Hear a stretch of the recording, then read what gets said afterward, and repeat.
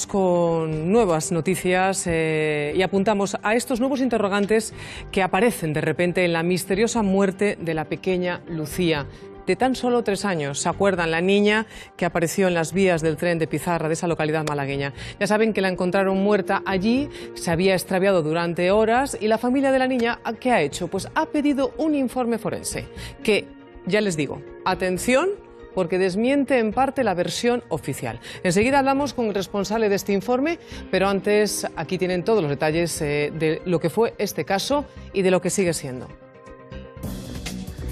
Lucía podría haber muerto a una hora en la que no pasaban trenes. Así lo indica un informe que ha elaborado un criminalista a petición de sus padres. Su trabajo se centra en desmontar el método que llevó a la Guardia Civil a fijar la muerte de la pequeña entre las 5 y las 7 de la madrugada. Describen los forenses como principal referencia para establecer la data de la muerte, la medición de la temperatura corporal de la finada, en relación a la temperatura ambiental del entorno de su localización.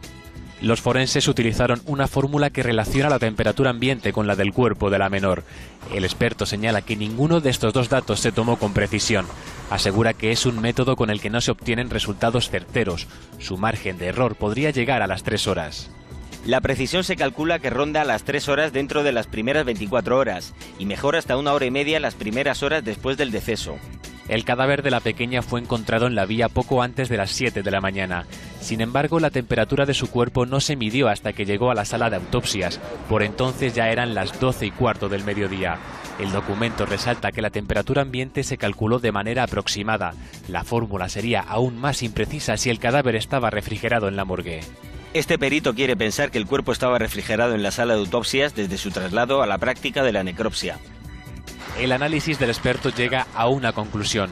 Lucía podría haber muerto entre 3 y 5 horas antes de lo que publicaron los forenses. Los padres han hecho pública una nota en la que mantienen la prudencia. Dejan que el informe sea valorado en el juzgado. Los informes han sido aportados al juzgado, lugar donde deben llevarse a cabo las comprobaciones necesarias. Hasta ser correctamente aseverados, no formarán parte oficial de la familia. Un nuevo informe que desmiente la versión oficial y que, de confirmarse, podría dar un vuelco al caso. Bueno, pues como les decíamos al inicio y además les saludamos, tenemos con nosotros al criminalista forense que ha elaborado este informe. Lluís Duque, buenos días de nuevo. Muchas gracias por estar con nosotros, porque la verdad es que lo tenemos aquí, tenemos el comunicado de la familia, esa nota de prensa en la que ya podíamos atisbar que hay novedades en cuanto al estudio forense que se ha hecho sobre la niña. ¿En qué se basa para asegurar que la niña murió antes de que pasara el tren, Lluís? Pues bueno, como he podido ver, el resumen que han hecho, estoy totalmente de acuerdo, lo ratifico en todos los puntos. Vamos a ver, como he venido repitiendo estos días, la data de la muerte es una de las preguntas esenciales siempre que nos encontramos ante una muerte violenta, pero al mismo tiempo es un dato difícil de precisar. Es un dato que siempre se ha caracterizado porque el margen de error es bastante amplio. Y dependiendo del tipo, de la etiología de la muerte, el margen de error incluso puede aumentar. Tenemos en cuenta de que para datar la muerte no se puede datar nunca, o no se debería datar nunca, basándonos en un único elemento. Se tiene en cuenta la evolución de los fenómenos cadavéricos y todos aquellos procesos que sufre nuestro organismo una vez fallece.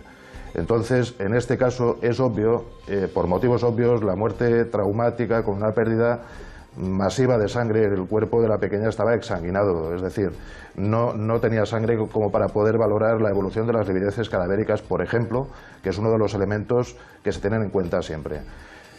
Algo similar pasaría con la evolución de la rigidez cadavérica. Al tratarse de un cuerpo pequeño con muy poca musculatura, la acidificación de los tejidos hace muy difícil precisar el momento de la muerte tal y como apuntan los propios forenses en su informe. Entonces, toman como referencia el método buenamente que queda para datar el momento exacto de la muerte.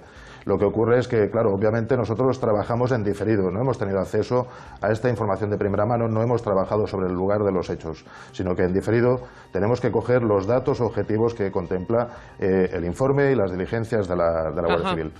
Y a su vez el informe histopatológico, sí, del cual podemos hablar, digamos, en un 10% del total, porque siguiendo indicaciones de la defensa letrada de la familia, nosotros estamos hablando hasta el momento única y exclusivamente de la data de la muerte basada en este estudio. Lluís, estamos viendo imágenes, ¿no?, de esas cámaras de seguridad. ¿Sería necesaria una reconstrucción para corroborar las tesis que están ustedes presentando? Porque vemos, bueno, se oye mucho decir que cómo la niña pudo haber llegado hasta allí, y eso es además en lo que se basa realmente la familia, ¿no? Dicen que es imposible, ¿no?, que un trayecto de más de 4 kilómetros en las condiciones de sobra que se conocen las pudiese realizar la mayor parte del tiempo la menor caminando sola.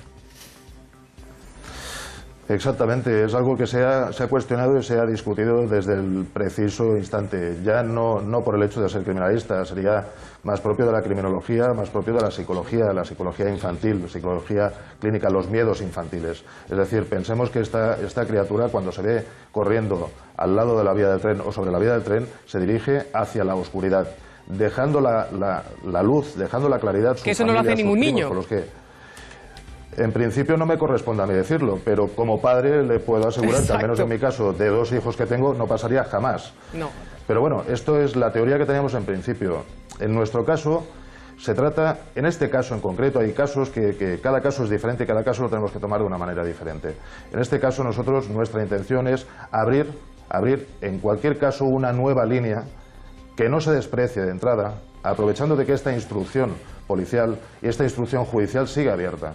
O sea, nuestra pretensión es apuntar a una nueva línea para que, debido a que todavía ha transcurrido dentro de unos márgenes prudentes poco tiempo, disponemos de testigos que están identificados en diligencias, pues que se practiquen todas estas diligencias para... Siempre estamos a tiempo de descartar, pero si descartamos en primera instancia, desgraciadamente no lo vamos a recuperar nunca.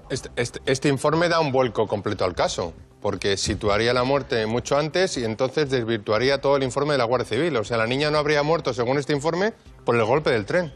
Claro. Bueno, tengamos en cuenta que la Guardia Civil, vamos a ver, no dudo en absoluto de la investigación llevada a cabo por la Guardia Civil. Estamos hablando de un dato que se recoge por parte de los médicos forenses. Obviamente, y no tan solo, aceptamos que nosotros también nos equivoquemos.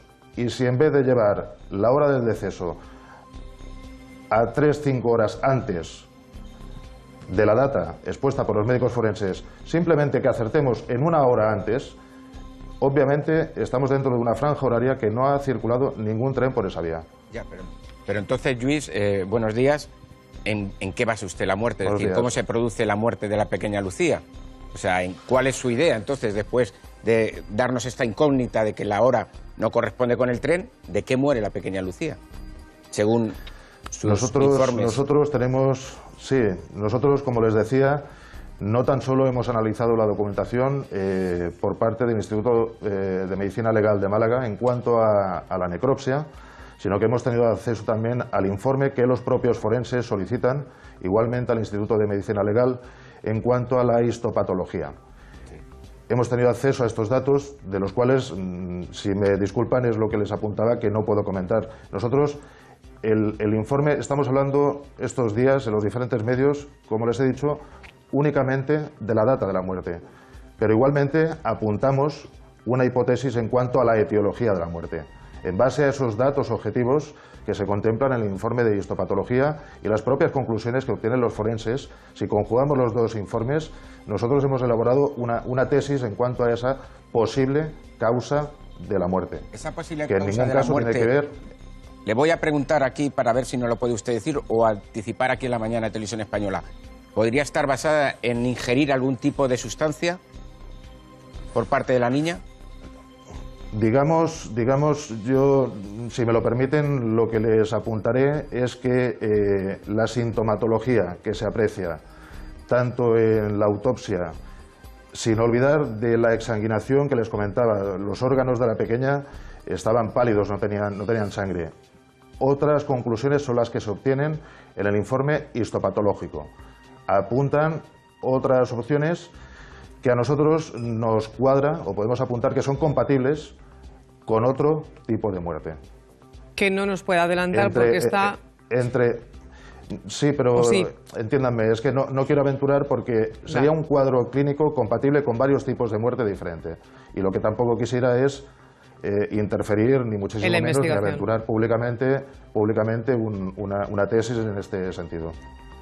Bueno, pues señor Lluís Duque, muchísimas gracias por lo que nos ha contado en la mañana, de verdad, sobre estas novedades que se pueden introducir dentro de la investigación, que además la familia lo ha dejado bien clara.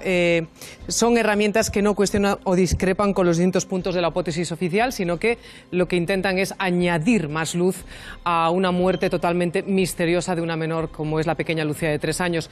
Señor Duque, nos vamos a ir con nuestro compañero Jesús Navarro, que precisamente está allí en Pizarra. ¿Cómo ha reaccionado, Jesús, la familia al conocer los resultados de este informe? Muy buenos días, compañero. Buenos días. La familia no le da credibilidad, le cuesta trabajo creer la versión de la Guardia Civil en torno a que la pequeña murió de un accidente, y por eso ha elevado un informe al Juzgado de Instrucción número 10 de Málaga, en el que la jueza que investiga el caso ha pedido a la Guardia Civil que investigue nuevos extremos. Extremos como el que os vamos a explicar. Estamos en la estación de tren de Pizarra. El chupete de la pequeña apareció justo aquí, en este banco. Me voy a acercar incluso al lugar exacto, en esta manchita verde. Aquí es donde apareció el chupete de la pequeña. Y lo hizo en un sentido diferente al que se supone que desapareció, porque si el chupete estaba aquí, la niña desapareció en aquel sentido, en el contrario. Y otra de las pruebas que ha pedido la jueza investigar es la grabación de las cámaras de seguridad expendedoras, como esta, por ejemplo, que se encuentra aquí. Las máquinas expendedoras de billetes tienen unas cámaras de seguridad. Pues la jueza ha pedido que se examinen también esas cámaras de seguridad por si se pudiera apreciar algún elemento que ayude a esclarecer este caso. Pero también ha pedido que se tome declaración a 3 nuevos testigos y, por otro lado, que se pidan las grabaciones de las cámaras de seguridad de establecimientos cercanos, como es una gasolinera y también de un almacén de construcción. De todas formas, hay diferencias entre el informe de la Guardia Civil y el informe que ha aportado la familia. Nosotros, el equipo de La Mañana de Televisión Española, ha elaborado una información en el que comparamos la diferencia entre esos informes. Vamos a verlo. Lucía murió entre 3 y 5 horas antes de lo que dicen los forenses, que situaban su muerte entre las 5 y las 7 de la mañana del día siguiente a su desaparición. Así lo afirma un informe criminalístico pericial encargado por su familia ante las dudas que mantienen sobre el resultado de la autopsia y ante la principal hipótesis que baraja la Guardia Civil, la de que Lucía andó sola por la noche casi 4 kilómetros por la vía del tren y luego se quedó dormida. Según la Benemérita, habría sido el primer tren de la mañana el que sale de Pizarra a las 6:35 destino Álora, el que golpeó y mató a la pequeña. Los investigadores no están barajando solamente esta cuestión. Hay más hipótesis abiertas para descartar, no porque haya otra línea de investigación, sino para descartar y reforzar la vía principal, que es la del accidente. Este informe pericial criminalístico sitúa la muerte entre las 12 de la noche y las 4 de la madrugada del 27 de julio, lo que refuerza las sospechas de la familia de que alguien pudo hacerle algo a la niña y luego dejarla ya muerta sobre la vía. Una hipótesis factible, ya que Lucía desapareció sobre las 11:20 de la noche del día anterior. Sea como fuere, otra de las dudas que pesan sobre la investigación realizada es por qué se dejó circular a los trenes de cercanías por la citada vía cuando aún no se había encontrado a la pequeña. Renfe dispone de máquinas de tren de reconocimiento de las vías. Si esas máquinas de reconocimiento de las vías, que están especializadas en visionar las vías del tren, se hubieran puesto en marcha, a lo mejor también se hubiera visto el cuerpo de Lucía. Esas dudas quedan pendientes de resolver. Ante todo, la familia de Lucía lo que espera es que todas estas dudas y contradicciones se disipen lo antes posible y así poder pasar página ante tan luctuoso suceso. Bueno, pasar página no lo van a pasar en la vida, eso está clarísimo. La pérdida de un hijo debe ser terrorífico, pero sí que esclarecer, evidentemente, la muerte de esa pequeña niña. Bueno, estamos viendo la imagen de ese pequeño altar que hicieron, me imagino que en la estación de Pizarra. Estamos ahí con nuestro compañero Jesús, que me imagino que se le habrá puesto la piel de gallina, la verdad. Jota, es importante esclarecer y entrar en detalle en esas horas en donde se pierde la pista a la pequeña. Cuéntanos. Sí, vamos a situarnos, que para esto viene muy bien, situarnos geográficamente. Vamos a bajar hasta Málaga, un poquito en el interior de la costa. Aquí tenemos Pizarra y justo al lado, este es el punto clave, que es la estación de cercanías donde, pues prácticamente ocurrió todo. La familia estaba cenando en un restaurante muy cercano y nos situamos en ese 27 de julio, a eso de las 11:30 de la noche. Vamos a verlo en detalle porque el recorrido que tuvo que hacer Lucía, le recuerdo, una niña de 3 años, es desde aquí, desde la estación de Pizarra, subir por las vías del tren, según dicen los investigadores, hasta este punto. ¿Cuánto es esto en distancia? Pues 4.000 metros, un poquito menos, casi 4 kilómetros de distancia a pie por las vías de tren, que saben que tampoco son muy cómodas. Es hierro, con piedras, hay matorrales, etcétera. Se ha hecho la prueba. ¿Cuánto tarda un adulto en recorrer esta distancia? Aproximadamente 2 horas. Hablamos de un adulto, porque de un pequeño no se sabe si hace paradas, si no hace paradas, si se cansa o si no se cansa. Si tenemos que saber o determinar cuáles son las horas clave, hay una que tenemos clara, la de las 11:20 de la noche. Es la hora en la que los padres echan en falta a Lucía. Ha desaparecido a esa hora. ¿Por qué sabemos esta hora? Lo han explicado muy bien mis compañeros en el vídeo. Hay una cámara de seguridad cercana a la estación, a unos 50 metros aquí a la derecha de la estación, que graba a Lucía en ese momento, en esa máquina que comentaba Jesús hace un momento, donde se encuentra el chupete, muy cerca de ahí. La graba, por lo tanto, 11:20, hora de la desaparición. Si tenemos que establecer la hora a la que fallece Lucía, aquí está la polémica, porque sí sabemos que es antes de las 6:35 de la madrugada. ¿Por qué? Pues muy fácil, se los voy a contar aquí con este mapa grande, que es un mapa de cercanías. El cercanías que hace el trayecto desde Málaga, va pasando por diferentes pueblos hasta Pizarra y llega a Álora.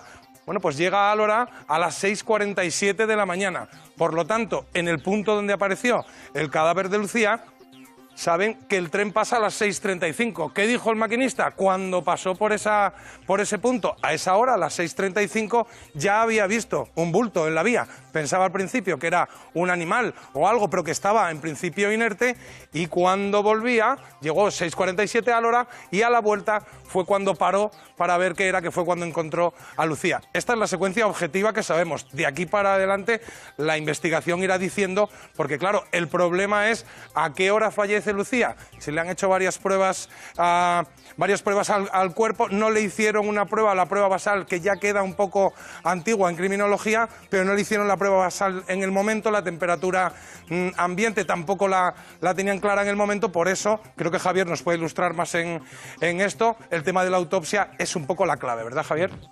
Sí, la verdad es que hay métodos, es decir, la medicina legal y forense ha avanzado tanto que no es fundamental tomar la temperatura del cuerpo en el momento del levantamiento. Además, es una práctica que no se suele hacer en muchos casos, porque el hecho de manipular el cuerpo en ese preciso momento y de esa manera puede evitar que conozcamos otro tipo de cosas que se pueden encontrar después en la autopsia, observando y apreciando dónde hay que tocar para tomar la temperatura. Bueno, el comunicado de la familia es claro, será recurrido a profesionales para que incorporen nuevos informes, y dicen que además que hasta este momento pues son herramientas que cuestionan o discreparían en distintos puntos con la hipótesis oficial. Hasta aquí pues nos quedamos. Evidentemente es una investigación que prosigue y que al final esperemos que dé luz. Claro, ¿verdad, Juan Luis? La familia lo que va a hacer va a ser dejamos. aportarlo al juzgado para que tenga en cuenta estos informes, y a partir de ahí que se tomen las medidas adecuadas. Y que sepamos lo que pasó con la pequeña Lucía, que eso es lo más importante, y sobre todo para los familiares, ¿no? En fin, cambiamos de tema radical, nos vamos a lo